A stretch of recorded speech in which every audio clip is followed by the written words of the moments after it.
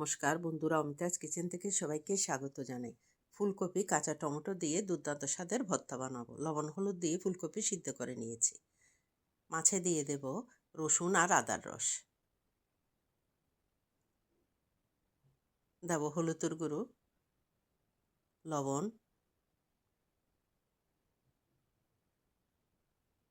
দেব মরিচের গুঁড়ো,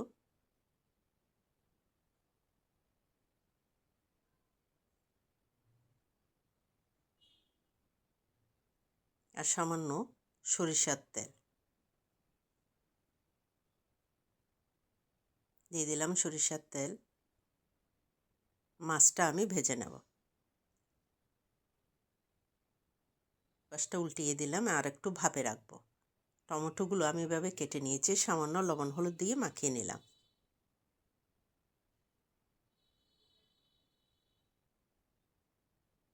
মাছটা ভাজা হয়ে গেছে, নামিয়ে ঠান্ডা করে নেব। এখন একই তেলে দিয়ে দেব টমেটো, দিয়ে দিলাম শুকনো লঙ্কা আর কাঁচা লঙ্কা, একটু ভাপে রাখলাম। টমেটোগুলো একটু উল্টিয়ে নেব। আপনারা একবার হলো এই ভর্তাটা গরম ভাতের সাথে বানিয়ে খান, একবার খেলে বারবার খেতে ইচ্ছে করবে। টমেটোটা নামিয়ে নেব। দিয়ে দিলাম সামান্য তেল। পেঁয়াজটা হালকা গোলাপি করে ভেজে নেব। মাছের কাঁটাটা ছাড়িয়ে নেব, সব কাঁটা বেছে নিয়েছি। আপনারা মাছের কাঁটা ভালো করে বেছে নেবেন। সামান্য লবণে শুকনো লঙ্কা কাঁচা লঙ্কা মেখে নিচ্ছি।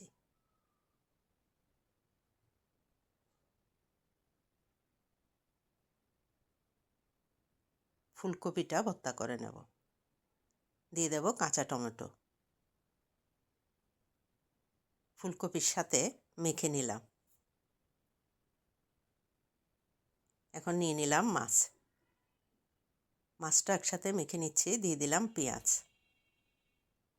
শুকনো লঙ্কা, সব উপকরণ আমি একসাথে মেখে নিচ্ছি। দিয়ে দিলাম সরিষার তেল, মেখে নিলাম। এখন দিলাম ধনেপাতা। তৈরি হয়ে গেল দুর্দান্ত স্বাদের ফুলকপির ভর্তা। আপনারা আমার পাশে থাকবেন।